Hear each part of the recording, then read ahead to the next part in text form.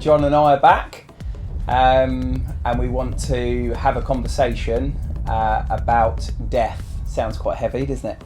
And it might be quite heavy, and sometimes these subjects that we talk about are deep, but we don't want to be avoidant people.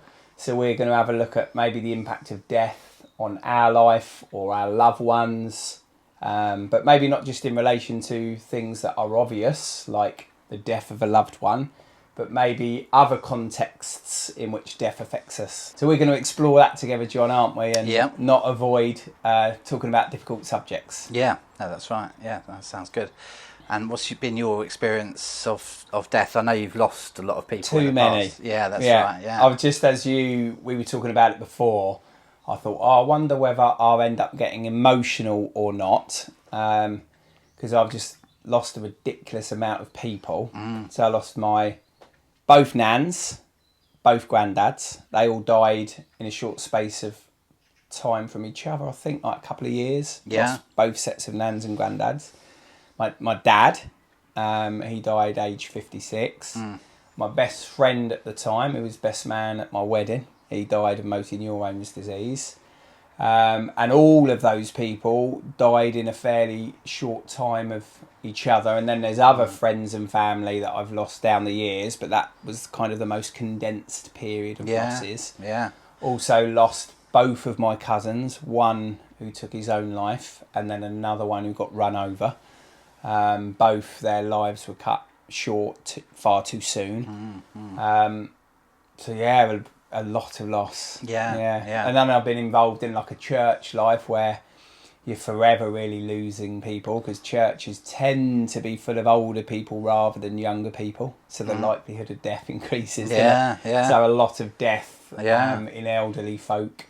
And then I worked for the church for a while, and also I worked as a chaplain at a hospital for a while. Yeah. So I remember sitting by the bedside of children and young people dying. So yeah, for a period of time I was surrounded by death. Wow. Yeah, that's crazy. Yeah.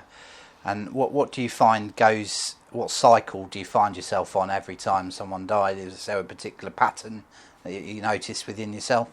I would say no, but that's a very good question. But for me, I would say every single death is unique in itself. Right, yeah. And it really impacts you differently. That's why I think every death in a way is a shock and a surprise, but because it's all to do with a relationship with the person that you had, and no two relationships are the same. No. So even with all of my 4 grandparents, they're all grandparents, so you think, the deaths might impact me in the same way or might go through the same kind of stuff, but you grieve the relationship that you had with them, which is all very different. Yeah. So like each death is unique. Yeah.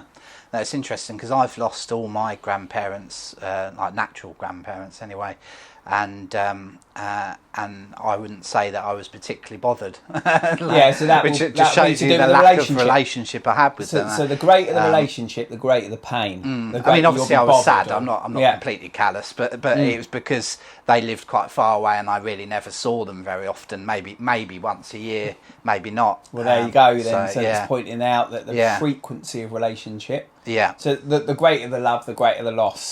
That's and all grief is love. Yeah. So it's just been, the love's just been cut off. Yeah, that's right. So if you remember when we spoke before about the strength of feeling you used to have when you were a young person towards that girl that you loved. And then it was cut off and it was cut short and you were devastated. Yeah. That's because you were invested in loving that girl. Yeah. And that's why your loss or your grief was greater, you see. Yeah. So the greater the love, Yeah. the greater the loss, the greater the grief. And that was like a death to you at the time. Yeah. You couldn't see her anymore. She was gone out of your life, and you loved her. Yeah, that's right. Yeah, I recently lost my father-in-law, and I couldn't believe actually how sad I felt, because ultimately, it's not like we had an amazing relationship. We didn't sort of go and have a beer every Friday or something, but like I did see him in the house a lot. He'd sort of, was very good at practical stuff. He'd be fixing stuff, so I'd see him quite a bit, and we'd catch up with him socially as well. And just can't believe the feelings I've had towards the fact that he's gone permanently. That's one of the biggest things that I've not really thought about with death before, is that he's gone permanently. I've never seen him again, and that's quite tough.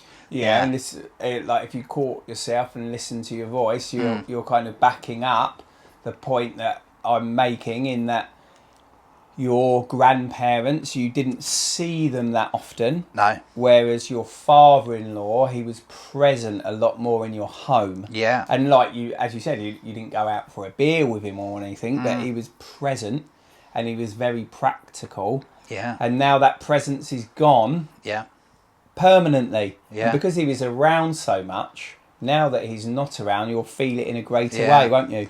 So the lesson can be learnt for us, really, that we need to be present in people's lives, really. Like, and it's about being present. Like, I'd never really thought about this until you said it about a year and a half ago or so, where you said, like, presence is underrated.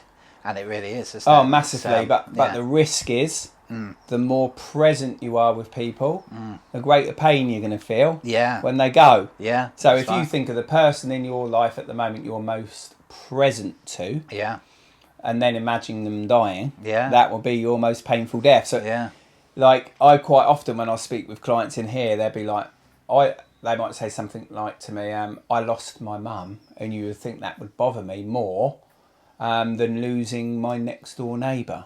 But they were like, I was more bothered by losing my next door neighbour than my mum. And then my immediate thing is, well, tell me about your relationship with them. And then it turns out that their next door neighbour was their best friend. They did everything together. Their mum they'd fallen out with and then spoken for years. They were actually, I remember speaking to one client many years ago, they were glad that their parents died. It was a relief. Yeah. But their parents abused them.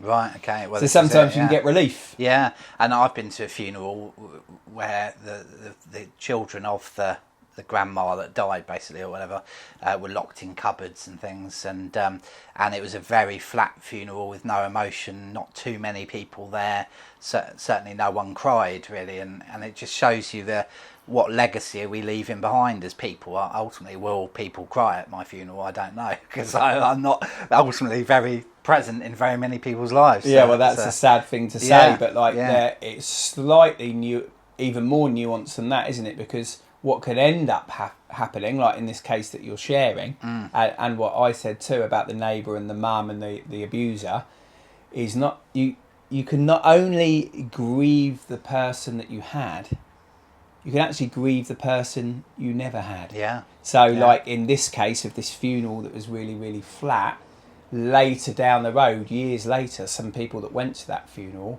might grieve the person they never had.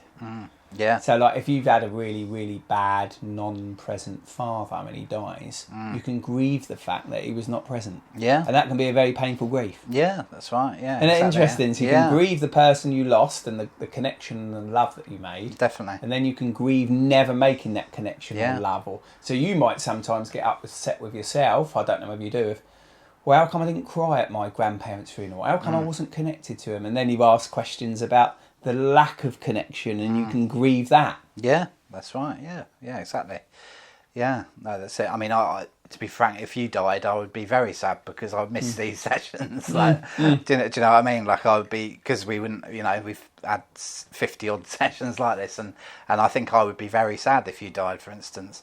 And it just shows John, you. Yeah, well, because we have created a relationship of emotional depth. Yeah. Because we don't avoid talking about difficult subjects. Yeah, that's right. So therefore, we've got a connection, haven't we? And then if you lose that connection, you'll grieve it. Yeah, and I think if our relationship was a bit more surface level, I wouldn't care as much. Do you know what I mean? Like, I miss talking to Gary about football or whatever like that, but because we go in fairly deep, I'll miss those deep sessions ultimately. So and we've shared our emotions with each other. Not just if we felt sad, but remember times in here where we've spoken about anger. And I remember you screaming out really in a guttural way with your lungs really bursting out in anger and letting that anger go.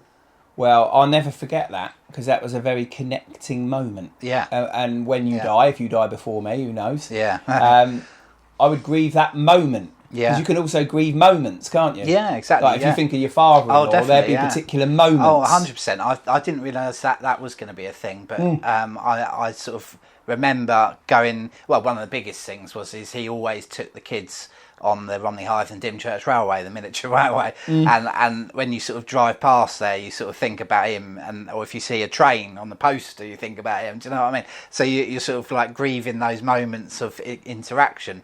But equally, they're happy moments because I wouldn't trade those for the world. So they're good memories. And in a way, it's more painful to have not had those memories, isn't it? It's more painful to, like you say, grieve the things you haven't experienced. So there's people in my life that I am not so connected with, and I sort of wish I was more connected with them.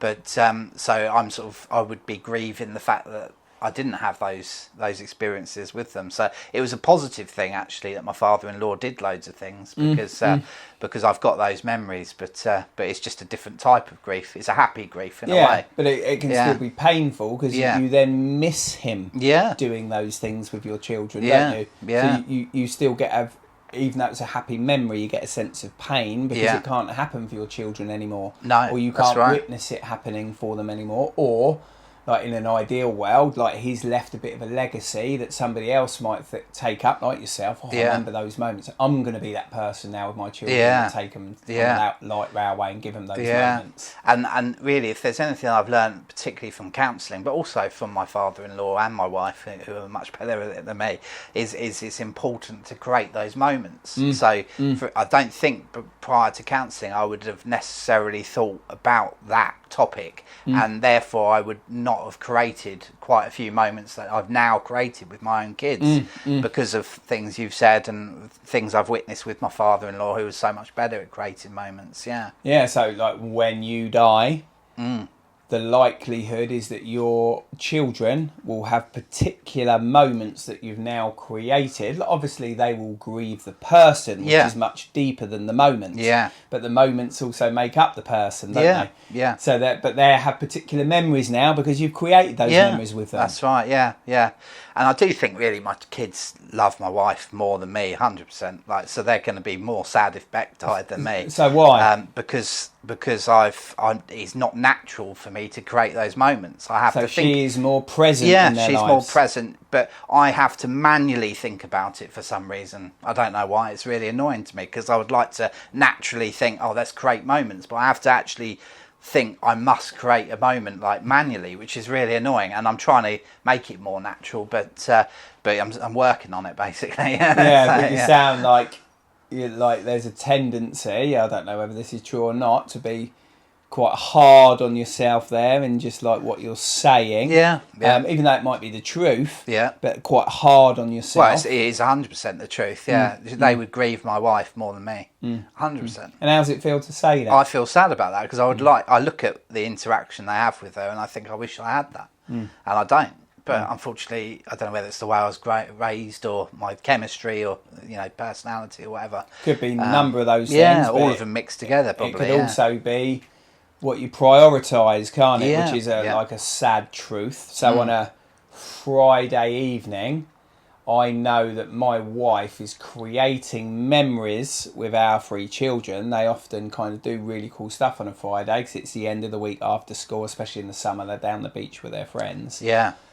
In that moment, I am not with them and I am prioritising playing golf with my friends. Therefore, I am choosing to miss out on moments with my family. I might be creating moments with my friends. But they're all choices also we make. So some of it might be personality, upbringing, like if our parents are distant, we're more likely to be distant, all of those things. But then there are other moments that are a more obvious choice. Like if you prioritise looking at gadgets while your kids are eating dinner. I do. And it fundamentally boils down to our addictions, doesn't it? If we're brutally honest. We have things that we have to do in order to... We know that if we do them, we feel better about our life. But if we don't do them, we feel subpar. Like, so if I'm interacting with my kids, I might not be feeling as good as when I sort of am doing something on my own with tech or something like that. Do you know what I mean? That's the so sad on a fulfillment level. I think you're right. It is a sad reality. I wonder whether sometimes we miss out on moments of joy. So when, I don't know what it's like for you, so often being a parent is difficult, and like you're getting your kids to try and put their shoes on and won't put their shoes on, and get ready for school, they won't get ready for school, and it's like discipline issues or arguments or time for bed, they won't go to bed. They're the difficult day-to-day stuff. Yeah. And because of all that, it leads us away from them into our hobbies, where it gives us a bit more fulfillment. But I wonder whether things like maybe a family holiday or like a day trip out, or when you get out of the house and you think, through discipline, well, actually, I'm not going to, go on the computer and look at my hobbies or whatever, or my addictions. I'm actually going to be with my family and be present. And every now and again, you get a moment that's not with them fighting or disciplining them or whatever, and you get a moment where you do something with them and you see them smile. Yeah. And they come alive, and then you come alive because they've come alive, and you get that moment of connection. Yeah. I would propose to you, and I don't know whether it's true, and you can come back and say, well, it sounds good, Gary, but it's simply not true for me, which might be the case. Yeah. I propose to you that when you get those moments, they trump your, I found a particular gadget online. Yeah. But they're so 100%. rare. Yeah. No, that's so true. Yeah, I mean, we were just talking about going to paint in Mud Pie in Geraghton like earlier on. Like I was saying, I quite enjoy that, going to paint with the kids and my wife, like paint pottery basically, and I really enjoy the experience of going in there, and that they're sort of good memories. But I think you're exactly right. It's because we experience the lows of family life is what takes us into our passions. Daily grind. We're trying to defer away from that daily grind. We want to something escape happy. Yeah, because those moments, those happy moments, are quite hard to come by, aren't they? They're far and few between. Yeah. Like in a way, you have to have the lows to get the highs. But equally, when you're on a low, you sort of want to get on a high yourself. So you're trying to sort of, look at tech or go golf or go to golf and stuff, because you're constantly trying to get back up on that high that out of the low. Yeah. No, it's a fascinating thing. But really, we want the highs with our family. Really, we don't, because no one in my tech world will give a stuff about when I die. Do you know what I mean? Like the things I look at, Apple, Steve Jobs or whatever. No, he's not even alive anymore. But people like, Apple wouldn't even give a stuff about like if I died, and yet I'm sort of focused on like, Apple stuff, Apple products or whatever, and not as focused on my kids. And they're the ones, if anyone, that will give a stuff if I die. Yeah, and like if you're too distant from them, they'll end up grieving the father they never had. Yeah. Which is a very sad reality that you and I have to take hold of. Yeah.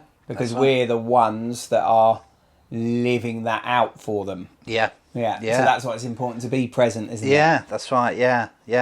And that's why I am trying to manually override those natural feelings of trying to focus on myself, ultimately, because that's what you're doing, isn't it? It's focusing on yourself and trying to, focus on my kids, because I don't want to sacrifice those moments for just some sort of, hot air. The latest gadget. Yeah, the latest gadget, yeah. But I think these things are a balance, aren't they? So, like, it doesn't mean that, like, I don't think it's about throwing the baby out with the bathwater, like, therefore I can never have a hobby again. That's true. Or That's I can never have an interest again. I think it's about finding balance, isn't it? Yeah. Because, inevitably your children will have hobbies where you're not included in them. No. So, like, and that's okay too. Yeah, that's right. So it's about trying to find the balance, isn't it? Yeah, exactly. So, really, my aim is by the time I die, that they will be emotionally connected to me in some way. I think that's a great aim to have. Yeah. I don't want them to be happy when I die. I want them to be really sad. Yeah, you want them. You want them to grieve you. Yeah, that's right. Because the greater the love, the greater the loss. Yeah. So if they're grieving you, they loved you. Yeah, that's right. Yeah, and when I die, and I don't know whether you get to watch your own funeral when you die. I don't know. I quite like the idea of it. It'd be quite interesting. But I want to see people that felt connected to me ultimately being sad. Yeah, so I don't want to see cold people that look cold and expressionless and just like going through the motions of a funeral because they didn't have any connection with John. I want to see people that had a connection with John. Yeah, so imagine that then for a moment, that you are viewing your own funeral, that you've died, and you're seeing various people as you're looking out, and let's say like you've got this extra ability now because you're dead to see into them, and you realise how connected or disconnected they feel from you, and you're looking from person to person. Wouldn't that be quite interesting? Oh, that person was a bit more connected to me than I thought they were. Or that person was less connected to me than I thought they were. That'd be quite fascinating, wouldn't it? And that's what I've experienced with my father-in-law. I was surprised actually how connected I felt to him, because I didn't think we had much interaction really, but I obviously had quite a lot. Which might also show, and like we're going to run out of time in a minute, so we try and make these a bit shorter. But we've got a level of depth here, and you might be a bit nervous because I don't know who watches these videos, but perhaps it shows a level of disconnection from your own father. That you feel as connected to your father-in-law, and it's confused you, the level of connection you felt. Like, I'm reading a bit too much into this, I might be wrong. But I've been avoiding that topic, really, but that's true. Ultimately, it is true. And I'm sorry, Dad, if you're watching it, because he does watch these things. I can see, actually, that's made you feel sad. I do feel sad. I mean, I feel us. like my dad and me have got better over the years. Which is great, isn't it? Which is great. And, really it's since counselling, to be honest. So, it's to be honest, it's because of you. Like, no, that's actually, it's because of you and because of your dad. Yeah, that's right. But had you not said certain other. Things, I wouldn't be in this position though. So I'm in a better place because I've come here 100%. But we have improved that. But it doesn't come naturally to both of us, unfortunately. Which will be to do with your upbringing, but perhaps you're also your dad's upbringing. It makes you wonder how cllose was your dad to his dad. Well, exactly. Very distant. Generations back. He was very distant. Yeah. And to be honest, I feel like myself and my mum haven't got a great relationship either, which makes me sad again because I want to, but she again feels. I feel. Let the emotion come, John. Don't block it. I feel like she's just a bit emotionally disconnected generally from life, and from me, and doesn't show much interest in me really. That's like without me asking it. Do you know what I mean? That's a hard thing to say. Well done for saying it. Yeah. So sorry, Mum, if you're watching that, but you probably know it's true anyway. So I do feel sad about that. But she, again, it's probably because her mum walked out on her when she was born. Do you know what I mean? Her mum literally left the hospital and without her and forgot she was born somehow. Yeah, I mean, that shows the extent of their relationship. So I don't blame her because ultimately she would have had quite a tough upbringing. Perhaps for your mum, she lost her own mum in that moment. So we were talking about this earlier, weren't we, before the video, that death isn't just physical death. Like if you don't have the presence of somebody in your life anymore, it's like a death to you. And maybe for your mum, it was like a death for her when her mum just literally walked out the hospital without her. Yeah, that's right. Exactly. Like she was so young, she was just a baby. But that doesn't mean that you can't have some form of spiritual or emotional connection. No, and if that was the case, I think her upbringing also wasn't great really. Ultimately she would have had that disconnect 100% with her mum. I think it was a bit better with her dad, but even still she had to develop a hard shell which she has carried on into adult life and therefore cannot break into being an emotional person with me and trying to connect with me because she's had to de-teach herself emotion. Ultimately she's had to just be tough. That hurts, and that's why it hurt you when you shared it with me. Yeah, it does hurt. And it might hurt Mum if she does watch this to watch this part. But like our hope is that maybe if she does watch it, it might help open her up emotionally a little bit to see your emotion come out. Yeah, that's right. Yeah. So exactly. So no, it's quite interesting because we were planning on talking about absent parents next, weren't we? So, well, thanks ever so much for watching, everyone, and join us in the next session. Thank you. Thanks ever so much for listening in. Remember to hit the follow button to stay up to date for latest episodes.